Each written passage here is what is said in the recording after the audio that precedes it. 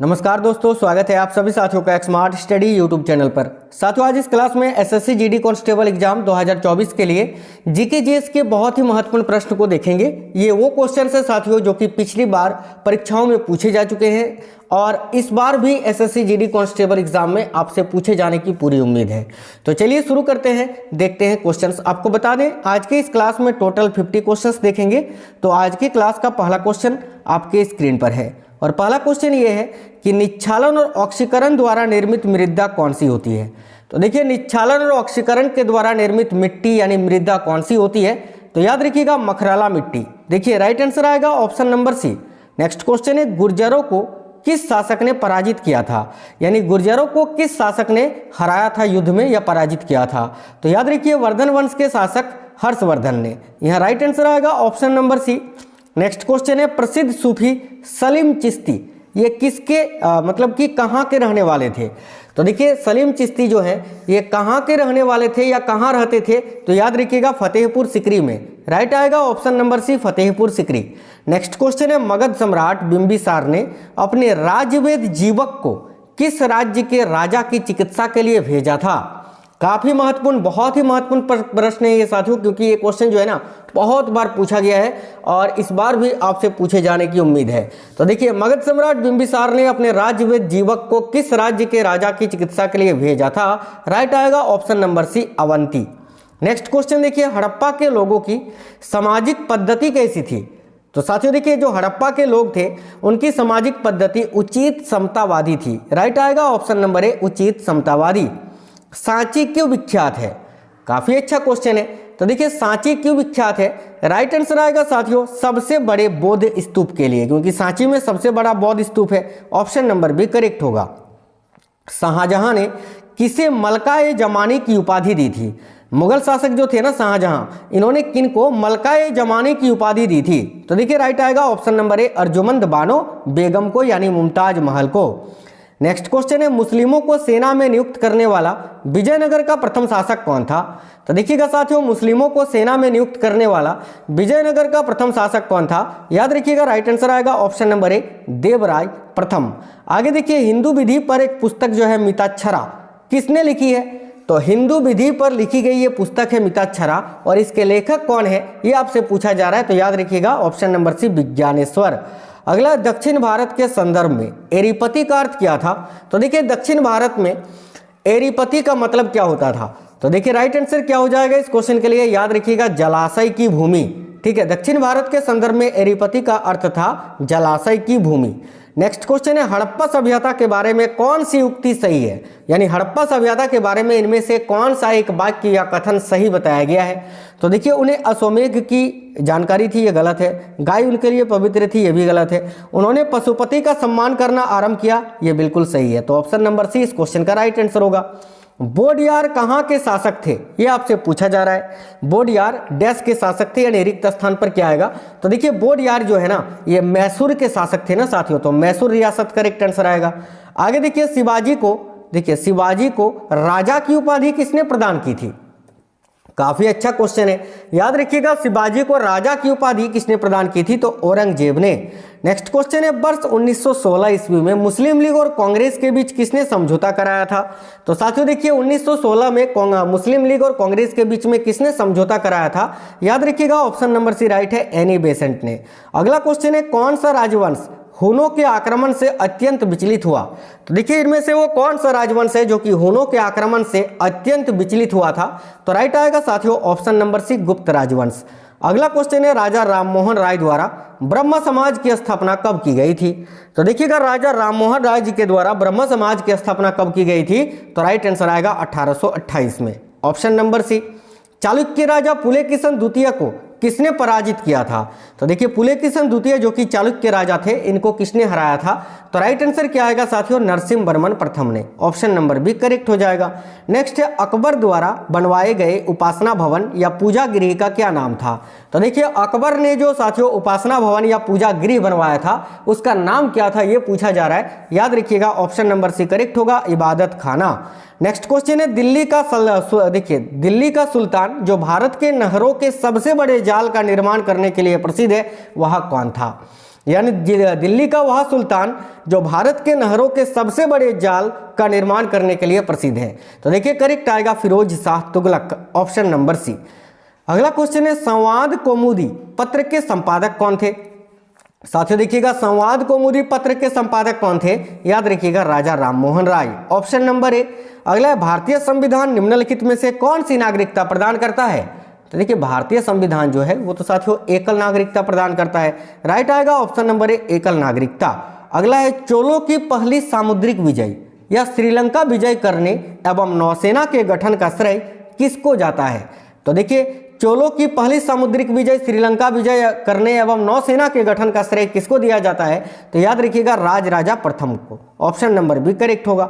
अगला है भारत में मोहम्मद गौरी ने किसको प्रथम अक्ता प्रदान किया था।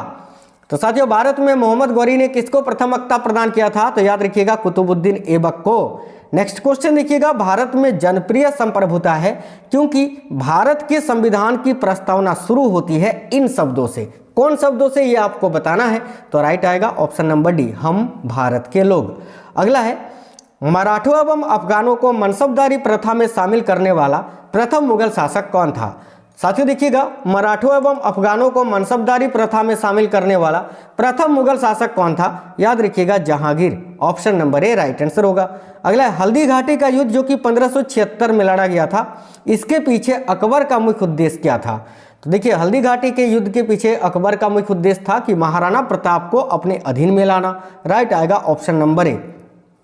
कौन सा राज्य सबसे अधिक प्रतिनिधि लोकसभा में भेजता है। तो साथियों देखिए वह कौन सा राज्य है जो कि सबसे अधिक प्रतिनिधि लोकसभा में भेजता है, राइट आएगा Uttar Pradesh, option number D. आगे देखिए भारतीय नागरिकों के मूल कर्तव्यों का विवरण संविधान के किस भाग में दिए गए हैं। तो मूल कर्तव्यों का पूछा है तो याद रखिए भाग 4 का क में, option number B right answer होगा। भारतीय संगीत का आदि ग्रंथ किसे कहा जाता है। तो देखिए भारतीय संगीत का आदि ग्रंथ सामवेद को कहा जाता है। साथियों 4 वेदों में सामवेद को भारतीय संगीत का आदि ग्रंथ कहा जाता है। वह शासक कौन था जिसने राज्य सिंहासन पर बैठने के लिए अपने बड़े भाई सुसीम की हत्या की थी। तो साथियों देखिए वह शासक कौन था जिसने राज्य सिंहासन पर बैठने के लिए अपने बड़े भाई सुसीम की हत्या की थी। याद रखिएगा अशोक, ऑप्शन नंबर ए। आगे देखिए वित्त बिल के लिए किसकी पूर्व स्वीकृति आवश्यक होती है। तो देखिए वित्त बिल पेश करने से पहले जो है ना किसकी पूर्व स्वीकृति आवश्यक होती है। तो याद रखिए भारत के राष्ट्रपति की, ऑप्शन नंबर सी करेक्ट होगा। शारदा अधिनियम जो कि 1929 में पारित हुआ था, इसके अंतर्गत लड़कियों एवं लड़कों के विवाह की न्यूनतम आयु क्रमशः कितनी निर्धारित की गई थी। तो देखिए लड़कियों के लिए 14 वर्ष और लड़कों के लिए 18 वर्ष, ऑप्शन नंबर बी राइट होगा। किसने सोमपुर महाविहार का निर्माण कराया था। तो साथियों देखिए सोमपुर महाविहार का निर्माण पाल वंश के शासक धर्मपाल ने किया था। याद रखिए ऑप्शन नंबर सी करेक्ट होगा, धर्मपाल ने कराया था। आगे देखिए 20वीं सदी के पूर्वार्ध में देश का भीषणतम अकाल 1942-43 में कहां पर पड़ा था। काफी अच्छा क्वेश्चन है, याद रखिएगा राइट आंसर क्या होगा साथियों, बंगाल में। बंगाल करेक्ट आंसर आएगा, ऑप्शन नंबर ए। नेक्स्ट क्वेश्चन देखिए पुर्तगालियों ने भारत में सर्वप्रथम कहां पर फैक्ट्री स्थापित की थी। तो देखिए पुर्तगालियों ने सबसे पहले कहां पर फैक्ट्री स्थापित की थी। तो कालीकट में, राइट आएगा option number B Calicut. Next question है निम्नलिखित में या निम्नलिखित किस शहर में अशोक के शिलालेख नहीं मिले हैं। तो इनमें से वो कौन सा शहर है जहां से अशोक के शिलालेख नहीं मिले हैं। तो देखिए गिरनार, कंधार और टोपरा, इन तीनों शहर से अशोक के शिलालेख प्राप्त हुए हैं लेकिन पाटलिपुत्र से नहीं मिले हैं। ऑप्शन नंबर सी राइट होगा पाटलिपुत्र। गीता रहस्य नामक ग्रंथ किसके द्वारा लिखा गया। तो साथियों देखिए गीता रहस्य नामक ग्रंथ के लेखक कौन है, ये पूछा जा रहा है आपसे। काफी अच्छा क्वेश्चन है, तो याद रखिएगा गीता रहस्य नामक ग्रंथ के लेखक कौन है, राइट आएगा बाल Gangadhar Tilak, option number B. 1907 के कांग्रेस के सूरत अधिवेशन की अध्यक्षता किसने की। देखिएगा 1907 के कांग्रेस के सूरत अधिवेशन की अध्यक्षता किसने की थी। तो डॉक्टर रास बिहारी घोष ने, करेक्ट आएगा option number A. Bharat Bharati के रचनाकार कौन है। देखिएगा साथियों भारत भारती के रचनाकार कौन है ये पूछा जा रहा है। तो याद रखिएगा Maithili Sharan Gupt, option number D correct हो जाएगा। अगला क्वेश्चन है महापुरुषीय धर्म यानी एक शरण संप्रदाय के संस्थापक कौन थे। तो देखिए महापुरुषीय धर्म एक शरण संप्रदाय के संस्थापक कौन थे। तो राइट आंसर आएगा ऑप्शन नंबर डी शंकरदेव। अगला निम्नलिखित में से किस सुल्तान के दरबार में सबसे अधिक गुलाम थे। तो देखिए निम्नलिखित में से वो कौन से सुल्तान हैं जिसके दरबार में सबसे अधिक गुलाम थे। राइट आएगा option number D Firoz Shah Tughlaq के। मुगल प्रशासन में मुहतसिब कौन होता था? देखिएगा साथियों, मुगल प्रशासन में मुहतसिब कौन होता था? याद रखिए, लोक आचरण अधिकारी। अगला क्वेश्चन है, 1935 के भारत सरकार अधिनियम की कौन सी एक विशेषता नहीं थी? तो देखिए, 1935 के भारत सरकार अधिनियम की कौन सी एक विशेषता नहीं थी? तो याद रखिएगा, राइट आंसर होगा ऑप्शन नंबर 1, केंद्र के साथ ही राज्यों में द्वैध शासन। नेक्स्ट क्वेश्चन देखिए, उदारवादियों की कार्य पद्धति के साधन क्या थे? बहुत ही महत्वपूर्ण प्रश्न है। याद रखिएगा, उदारवादियों की कार्य पद्धति के साधन क्या थे? तो करेक्ट आएगा प्रार्थना, याचना व विरोध। आगे देखिए, शक सावंत का प्रारंभ किस सम्राट के शासनकाल में 78 ईस्वी में हुआ था? तो राइट आएगा साथियों, याद रखिए, शक सावंत का प्रारंभ किस सम्राट के समय में हुआ था? देखिए, कनिष्क ने 78 ईस्वी में जो है ना साथियों शक सावंत का प्रारंभ किया था। तो करेक्ट आएगा कुषाण वंश के शासक कनिष्क, याद रखिएगा। चलिए आगे, और एक चीज याद रखना, देखिए साथियों, हिंदी कैलेंडर के अनुसार देखें तो चैत्र महीना, देखिए चैत्र महीना, चैत्र का एक 1879, ठीक है, शक सावंत को जो है ना इसको आधिकारिक रूप से अपनाया गया था। ये भी आपको याद रखना है। आगे देखिए, नेक्स्ट क्वेश्चन है, सुरक्षा प्रकोष्ठ नीति किससे संबंधित है? तो याद रखिएगा, बहुत ही अच्छा क्वेश्चन है ये, सुरक्षा प्रकोष्ठ नीति का संबंध किससे है? तो याद रखिए, करेक्ट आंसर होगा वारेन हेस्टिंग्स, है ना, वारेन हेस्टिंग्स से। आगे नेक्स्ट क्वेश्चन है, शून्य की खोज किसने की थी? तो याद रखिएगा साथियों, शून्य की खोज किसने की थी? तो आर्यभट्ट ने, ऑप्शन नंबर बी करेक्ट हो जाएगा। अगला है, इनाम भूमि किसे दिया जाता था? तो याद रखिएगा, धार्मिक विद्वान, देखिए विद्वान और धार्मिक व्यक्तियों को इनाम भूमि दिया जाता था। तो करेक्ट आएगा ऑप्शन नंबर ए। नेक्स्ट क्वेश्चन है, नाट्य शास्त्र की रचना किसने की थी?